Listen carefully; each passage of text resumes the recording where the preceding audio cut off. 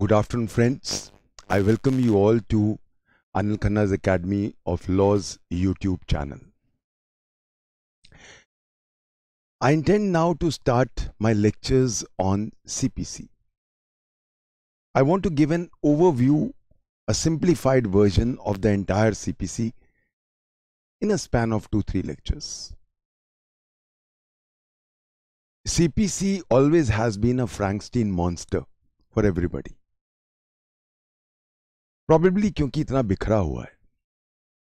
It's not a difficult subject. It's a long subject. My endeavor will be now to make you understand CPC in a very simple way. मेरी कोशिश होगी कि 3-4 lectures के अंदर आपको पूरी CPC का मैं सम अप दे दूं. CPC को पढ़ने का एक तरीका है, एक क्रोनोलॉजिकल तरीका है. I'll try to portray that so that आप सबको CPC एक मॉन्स्टर नहीं लगे, बट एक सिंपल सब्जेक्ट लगे. Let's start from the very basics. अभी हम CPC भूल जाते हैं, मुझे भी नहीं पता CPC क्या है. पहले बेसिक्स पे जाते हैं. यू नो जब मैनकाइंड केम तो राइट्स नहीं थे. सबसे पुराना मैनकाइंड कौन सा था? पैलियोलिथिक, स्टोन एज का. वो भी पुरानी, सबसे पुरानी, 5 लाख साल पहले. उस टाइम पे कौन से राइट्स थे? माइट इज राइट, जिसकी लाठी उसकी भैंस. So there was no concept of rights per se. जैसे जैसे इंसान डेवलप होता गया,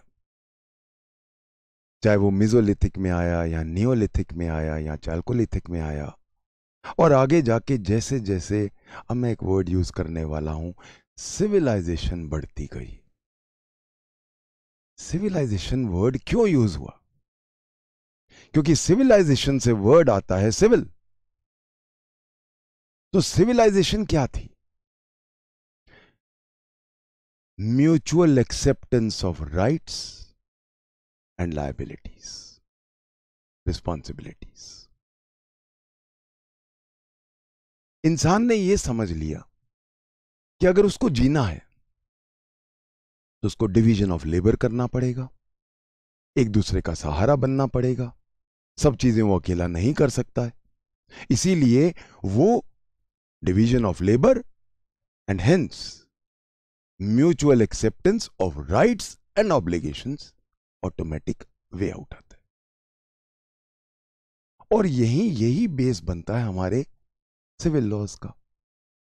कॉन्ट्रैक्ट ले लो, कोई भी ले लो, it is always a mutual acceptance. तो जो हमारा म्यूचुअलिटी है वो बेस बन गया हमारी सिविलाइजेशन का. शुरू में एक ही तरह के राइट्स थे. मेरे राइट्स जो आप एक्सेप्ट करते थे और रिस्पेक्ट करते थे, और मेरे ऑब्लिगेशंस जो आपके राइट्स थे जो मैं एक्सेप्ट करता था. There was no division of criminal rights. Civil rights का अगर आप इन्फ्रिंज करते थे तो क्या मुझे चाहिए था?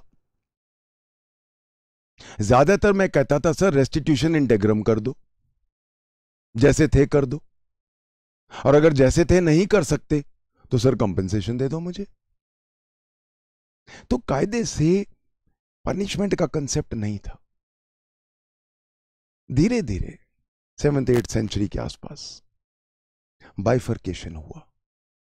वो राइट्स जहां मुझे रिलीफ चाहिए और वो राइट्स जहां मुझे रिलीफ एक ही तरह का चाहिए, क्योंकि वो राइट्स सिर्फ इंडिविजुअल राइट्स नहीं इन्फ्रिंज कर रहे, वो पूरे स्टेट के खिलाफ राइट्स इन्फ्रिंजमेंट है. उनको हमने कहा क्रिमिनल राइट्स. तो 2 तरह के राइट्स में बट गए rights, civil rights and criminal rights. Criminal rights का एंड प्रोडक्ट है पनिशमेंट, सिविल राइट्स का एंड प्रोडक्ट है रिलीफ. और रिलीफ कैसा? जैसा कि मैंने बोला, या तो रेस्टिट्यूशन इंटेग्रम या कंपनसेशन दे दो, डैमेजेस दे दो मेरे को।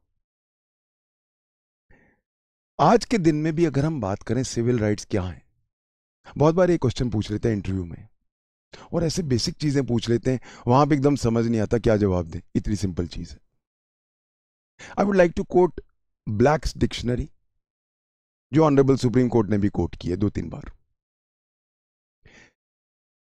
Civil rights are those rights which are sought by civil action, contrasted with criminal action। ये बेसिक एक बहुत अच्छी डेफिनेशन है। मोटा मोटा मेरे राइट्स जो क्रिमिनल नहीं है वो सिविल है, एज सिंपल एज दैट।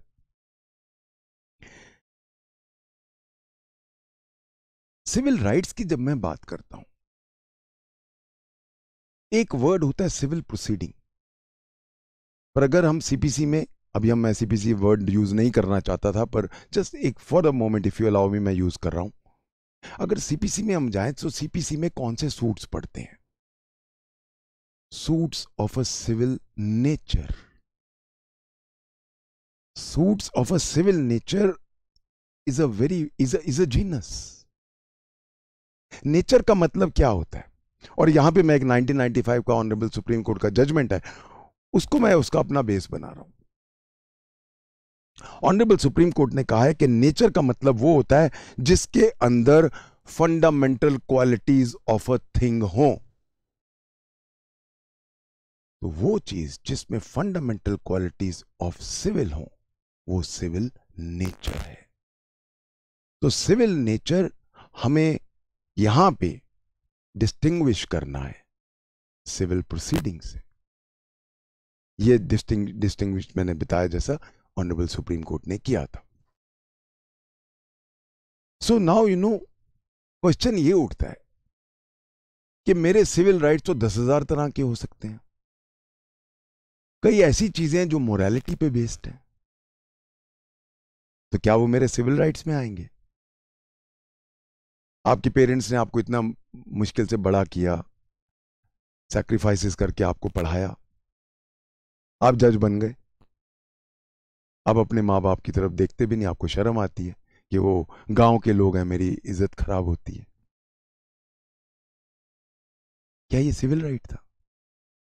ये मोरालिटी है। तो यहां से एक चीज हमें और समझनी है, सिविल राइट्स वो राइट्स होते हैं which are conferred by law.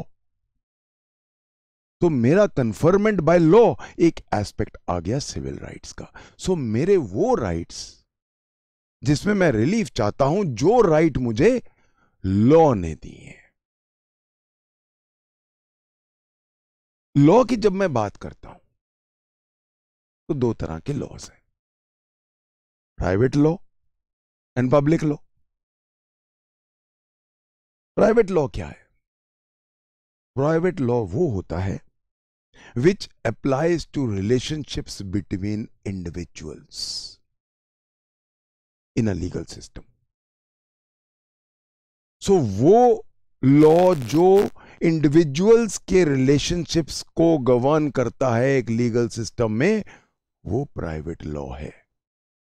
Plaintiff versus defendant, A versus B. दूसरा वर्ड है पब्लिक लॉ। पब्लिक लॉ क्या होता है? वो law which governs relationship between individuals and the state और द गवर्नमेंट। तो इसमें कौन से लॉ आ जाएंगे? Criminal law, constitutional law, administrative law, taxation laws वगैरह। तो सिविल नेचर जो हमने वर्ड यूज किया है, वो किस चीज का डोमेन हो गया?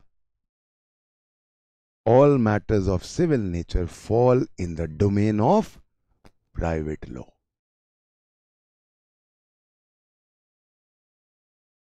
अब हम समझ चुके हैं कि सिविल क्या होता है और सिविल राइट क्या है। अब मेरा सिविल राइट जो है वो मेरा पैदा होते ही मेरे पास है, और कुछ राइट्स मैं एक्वायर भी करता हूं। यहीं से मेरा अगला वर्ड निकलता है, cause of action. Cause of action क्या होता है? एक्शन कहां? कोर्ट में। वो कॉज जो मुझे एक्शन करने में अलाउ करेगा कोर्ट में, अगर मैं बहुत कोलोकियल तरीके से बोलूं। I would like to quote the Honorable Supreme Court on this matter. Rajasthan High Court Advocate Association versus Union of India, 2001 Supreme Court. Cause of action एक बहुत डेंजरस टॉपिक है, क्योंकि ये मैटर मेंस में आ जाता है 5 नंबर का, और इंटरव्यू का तो बहुत पेट क्वेश्चन है। What is the cause of action? आदमी फंस जाता है, उस टाइम दिमाग में नहीं आता क्या बोलूं मैं। तो कॉज ऑफ एक्शन बेसिकली क्या है? It is basically that cause which will lead to an action in a court.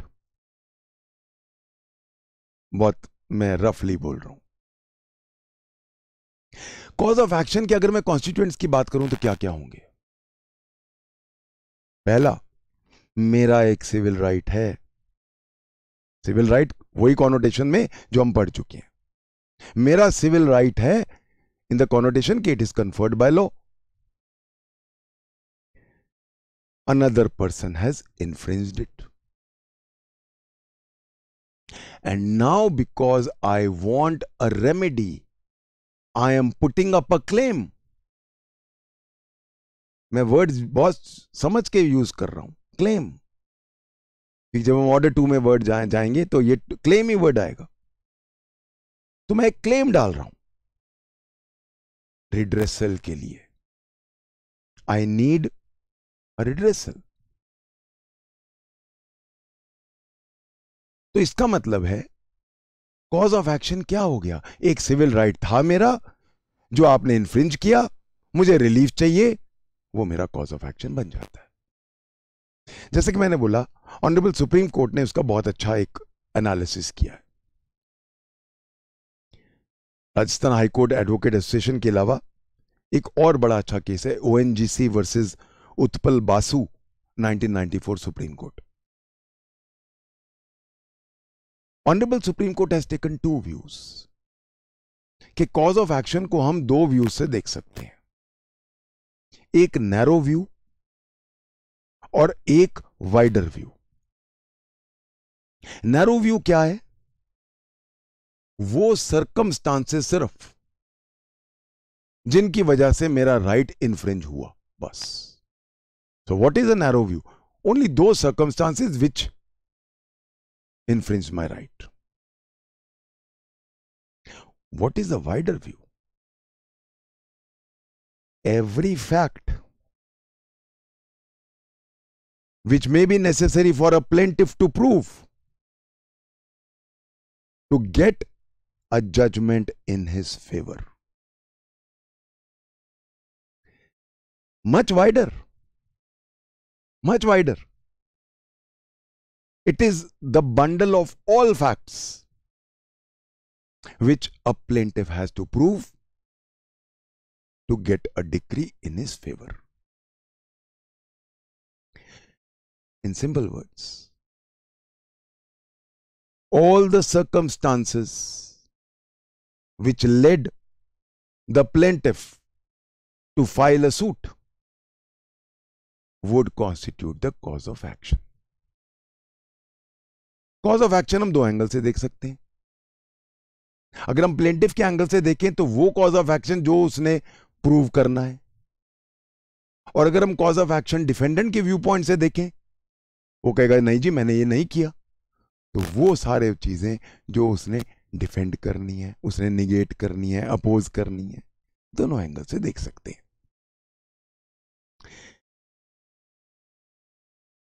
Naturally क्योंकि प्लेंटिफ जा रहा है कोर्ट में, क्वेश्चन ही उठता है कौन प्रूव करेगा? क्या सीधा डिफेंडेंट कहेगा जी मैं प्रूव करता हूं मैंने नहीं किया? नहीं, एक गोल्डन प्रिंसिपल रखना है याद। ज्यूरिस्प्रूडेंस का एक प्रिंसिपल है, he who moves the court proves his point. जो कोर्ट को मूव करेगा वो प्रूव करेगा। और ये चीज हमें सेक्शन 101 एविडेंस एक्ट में भी नजर आती है कि जिसको भी जजमेंट अपने फेवर में चाहिए, बर्डन ऑफ प्रूविंग हमेशा उस पर रहेगा। So burden of proving to get a judgment in his favour will be on the plaintiff. So अगर हम पूरी जर्नी देखें तो अगर एक लाइन में बोलें, मेरा एक सिविल राइट था जो मुझे लॉ ने दिया हुआ था, आपने इन्फ्रिंज किया, मैं कोर्ट गया, मैंने अपना क्लेम डाला। क्लेम कैसे डाला? एक सूट के थ्रू। उस सूट के ऊपर बहस हुई, मैंने अपने एविडेंसेस दिए, डिफेंडेंट ने अपने नेगेट करने के लिए एविडेंसेस दिए, डिक्री आ गई। और अगर डिक्री फेवर में आ गई मेरे एज अ प्लेंटिफ, तो फिर उस डिक्री का प्रसाद तो दो मुझे, यानी कि एग्जीक्यूशन। ये वन लाइन में पूरा का पूरा प्रोसेस है। मैंने अभी वर्ड यूज किया है सूट। बहुत बार सूट पूछा गया है, what is a suit? Suit कायदे से एक प्रोसीडिंग है। It's a proceeding by one party against another in a civil court of law, of course. एक प्रीवी काउंसिल का बहुत ब्यूटीफुल जजमेंट है सूट पे, और बहुत बार ये इंटरव्यू में पूछा गया है, आपको पता है कोई प्रीवी काउंसिल का जजमेंट है जिसमें सूट के सारे कॉन्स्टिट्यूएंट्स दिए गए थे? Let me share that with you. एक 1933 का प्रीवी काउंसिल का जजमेंट है, Dehradun Mussoorie electronic tramways company limited. ये एक बहुत फेमस केस है। इसके अंदर सूट के कॉन्स्टिट्यूएंट्स दिए गए हैं। So let's see what are the constituents of a suit. पहला क्या होना चाहिए? Cause of action. Cause of action कब बनेगा? जब आपका सिविल राइट था। दूसरा, क्लेम फॉर अ रिलीफ। आपके साथ कोई इंफ्रिंजमेंट हो गया, आप चुप रहे, तो फिर क्या मांग रहे हो आप? तो कुछ तो मांगना है ना आपने। तीसरा, वो क्लेम डिस्प्यूटेड है। अगर डिस्प्यूट नहीं है, यानी कि there is an opposite party and that opposite party is disputing your claim. अगर डिस्प्यूट नहीं है तो सूट कहां बचा? खत्म कहानी तब तो। So please remember, what are the constituents of a suit? A cause of action. On the basis of that cause of action, I put up a claim. There is a party opposing it and disputing my claim. Now, these are the constituents of a suit. Now, suit को जो मैंने prove करना है, मैंने evidences as a plaintiff, मैंने बोला आपको कि मैं एज अ प्लेंटिफ जा रहा हूं कोर्ट में। तो कोर्ट में जब मैं जा रहा हूं और मैं एविडेंसेस लीड करने वाला हूं, what is the standard of proof? मैं स्टैंडर्ड ऑफ प्रूफ के बारे में ज्यादा अभी जिक्र नहीं करूंगा, क्योंकि ये मैं इंडियन एविडेंस एक्ट में डिटेल में पढ़ाता हूं। 4 स्टैंडर्ड्स ऑफ प्रूफ होते हैं। Beyond a shadow of doubt, beyond reasonable doubt, जो क्रिमिनल लॉ का बेस होता है, प्रीपॉन्डरेंस ऑफ प्रोबेबिलिटी, नीचे डाइल्यूशन तीसरे नंबर पे आता है। ये होता है standard of proof civil law का। और चौथा होता है मियर बैलेंस ऑफ प्रोबेबिलिटी। हम ना पहला जाते हैं ना आखिरी जाते हैं, बीच के 2 लेते हैं, रीजनेबल डाउट का, क्योंकि वहां पे हमें सजा मिलती है, इवन डेथ पेनल्टी मिलती है, तो इसीलिए वहां बियॉन्ड रीजनेबल डाउट होता है, और यहां पे प्रीपॉन्डरेंस ऑफ प्रोबेबिलिटी होता है।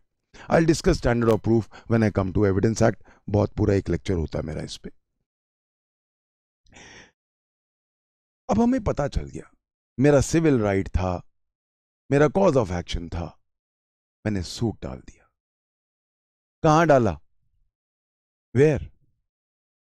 अब दरवाजा खुलता है सीपीसी का। कहां जाऊंगा मैं? सीपीसी में। So now we open the doors of CPC.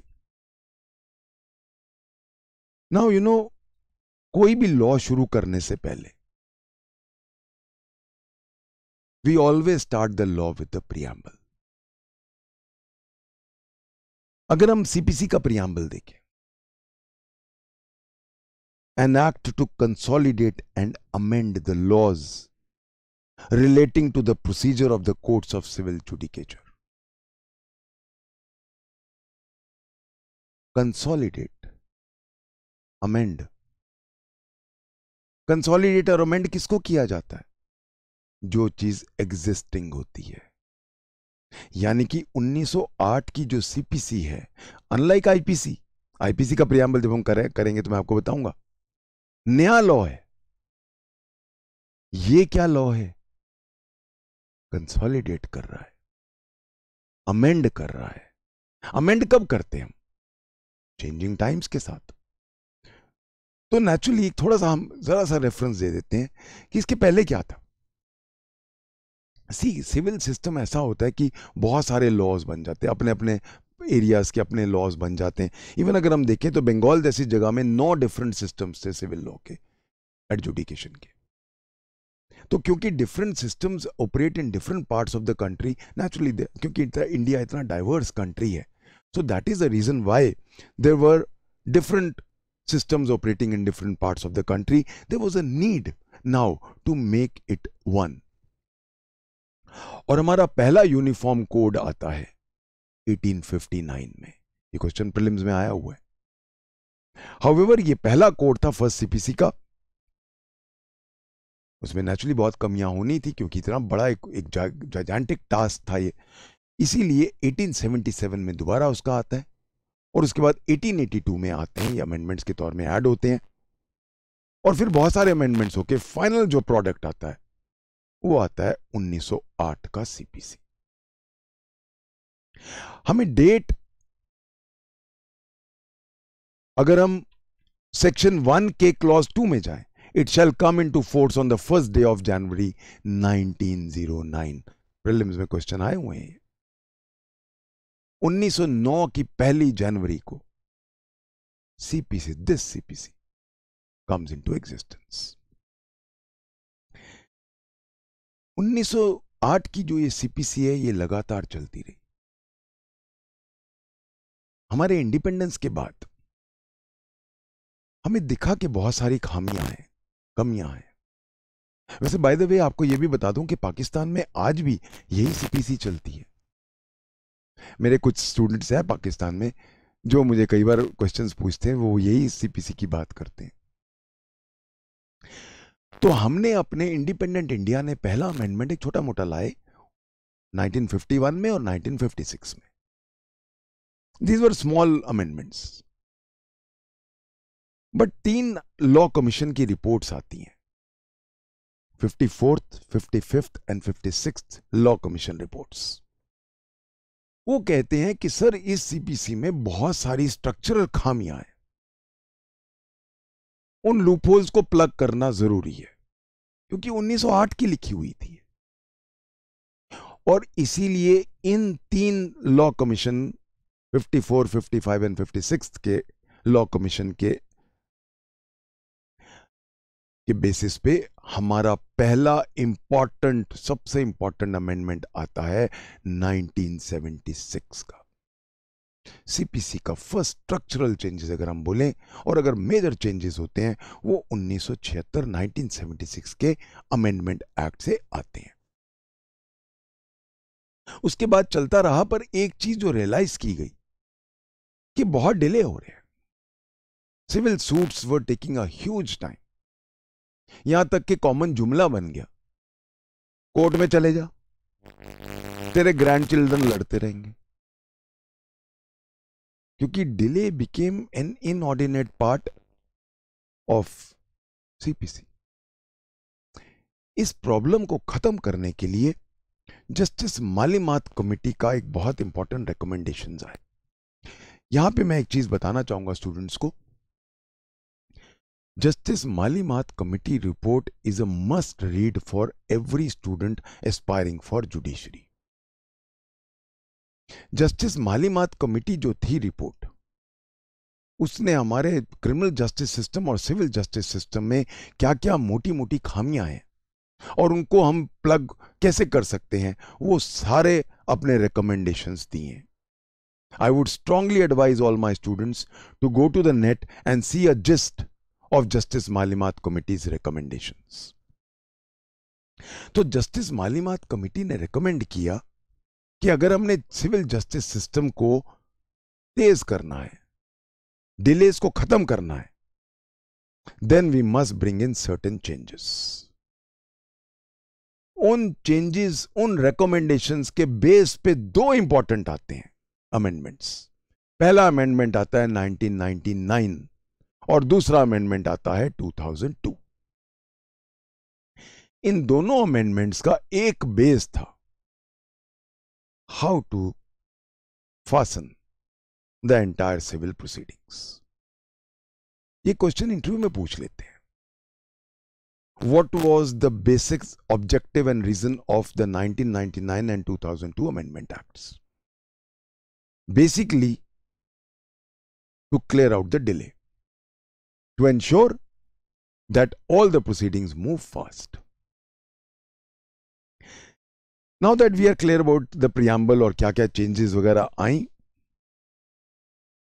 कायदे से अब हम CPC में एंटर कर चुके हैं। मोटा मोटा I will divide CPC into 3 parts. पहला पार्ट उसकी बॉडी, जिसमें 158 सेक्शंस है। दूसरा पार्ट शेड्यूल 1। एक्चुअली पहले 5 शेड्यूल थे CPC में। शेड्यूल 2, 3, 4, 5 वर रिपील्ड। आज के दिन में हमारे पास एक ही शेड्यूल बचा। उस एक शेड्यूल में 51 ऑर्डर्स हैं। उन ऑर्डर्स के अंदर रूल्स हैं। और तीसरा पार्ट हम कहेंगे 8 appendix, appendix A to H। Appendix क्या है? We want to bring uniformity. पता चला वेस्ट बंगाल में प्लेंट और तरह से डाल रहे हैं, हरियाणा पंजाब में और तरह से डाल रहे हैं। We wanted to bring uniformity of formats. तो यूनिफॉर्मिटी ऑफ फॉर्मेट्स हमने अचीव किया है थ्रू गिविंग पूरा के पूरे अपेंडिक्स। प्लेंट ऐसे लिखोगे, WS ऐसे लिखोगे, वगैरह वगैरह, वो सारी चीजें हमने एक तरह से फॉर्मेट करके सामने रख दी कि पूरे इंडिया में आपको इस तरह फॉलो करना है। जो हमारा बॉडी है वो जनरल प्रिंसिपल्स ऑफ ज्यूरिसडिक्शन से डील करते हैं। They are all general principles. उन जनरल प्रिंसिपल्स के procedure,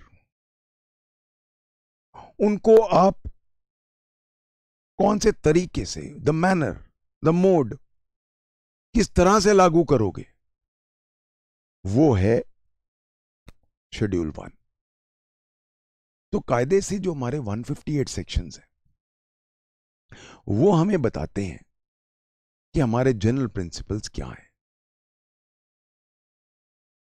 if I am allowed to use a very wrong statement, please excuse me, but समझने के लिए हम समझ सकते हैं, वो प्रोसीजर का सब्सटैंटिव पार्ट है और उस प्रोसीजर के सब्सटैंटिव पार्ट का प्रोसीजर ऑर्डर्स है। हमें सेक्शन 25 बताएगा कि suit shall be instituted by a plaint. Plaint की कॉपी होगी, प्लेंट की एंट्री होगी एक रजिस्टर में, ये हमें ऑर्डर बताएगा, ऑर्डर 4 बताएगा। इसीलिए जो इसका ये पार्ट है 158 सेक्शंस वाला बॉडी, वो सिर्फ लेजिस्लेचर अमेंड कर सकता है। पर जो उसका ऑपरेशनल पार्ट है वो डिपेंड करता है, हर स्टेट में डिफरेंट तरह का है। तो हर स्टेट में क्योंकि डिफरेंट तरह का है, तो we don't expect the legislature to come in. इसीलिए हमने पावर दी है हाई कोर्ट्स को। High courts can amend the orders and rules as per the needs of that state. और ये हमने पावर CPC में दी है, पार्ट 10 में। सेक्शंस 121 से 131 इसी चीज को डील करते हैं। High courts cannot touch 158 sections, body को टच नहीं कर सकते, पर ये नेचुरली क्योंकि रोजमर्रा की चीजें हैं, रोज उन्होंने ही डील करना है, इसीलिए ये पावर हमने हाई कोर्ट्स को सीपीसी में ही जाके दे दी है। So I hope everybody is understood the basic aspects कि हमारे 3 पार्ट्स क्या हैं सीपीसी के। अब नेचुरली अगला क्वेश्चन उठता है, मेरा कॉज ऑफ एक्शन है, मैं सीपीसी में आ गया, मैं कहां जाऊं, मैं कहां जाऊं is my next point. So we will stop the topic here today. कल हम ये डिस्कस करेंगे मैं कहां जाऊं। मैं कहां जाऊं पहले 24 सेक्शन ले लेता है, because now we are going to talk about all the jurisdiction aspects. तो कायदे से अगर देखें हम, हमारी सीपीसी शुरू होगी सेक्शन 25 से, मेरा suit, a suit shall be instituted by a plaint. तो ऑपरेशंस कहां से शुरू होंगे? जैसे सीआरपीसी में एफआईआर दर्ज होती है सेक्शन 154 में, या कंप्लेंट दर्ज होती है सेक्शन 200 सीआरपीसी में, यहां पे कॉरेस्पॉन्डिंग सेक्शन 25 है। तो 25 तक हम क्या कर रहे हैं?